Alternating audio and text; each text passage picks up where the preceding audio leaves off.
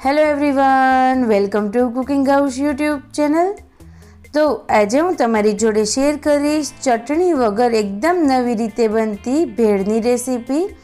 આ રીતેની ભેળ તમે ક્યારેય નહીં ખાધી હોય। સાંજે ભૂખ લાગે અને કંઈ નવીન ટેસ્ટી ચટપટું ખાવું હોય અને એમાં પણ ઓછી મહેનતે અને ખૂબ જ ઝટપટ બની જાય તેવું ખાવાનું મન થાય ત્યારે આ ભેળની રેસીપી તમે ઘરે જરૂરથી ટ્રાય કરજો। એક વખત આ રીતેની ભેળ ખાઈ લેશો પછી તમને ચટણીવાળી પણ નહીં ભાવે। તો આ વિડીયો એન્ડ સુધી જોઈ અને આજે જ ઘરે બનાવજો।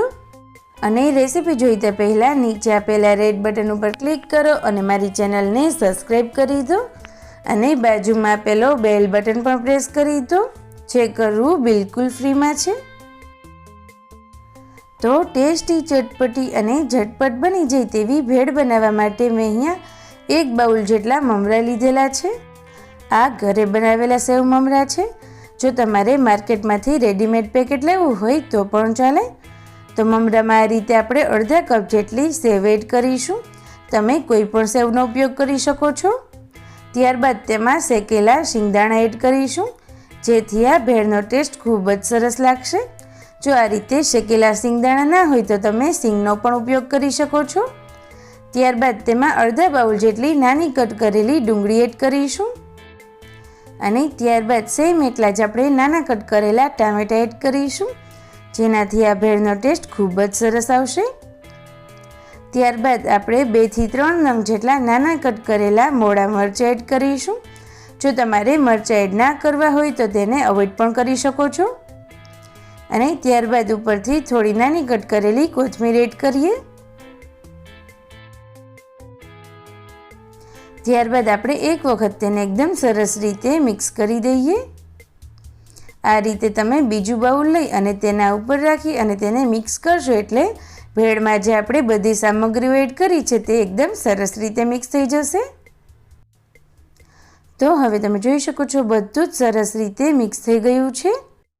તો હવે આપણે ભેળને ચટપટી બનાવવા માટે તેમાં મસાલાઓ કરીશું।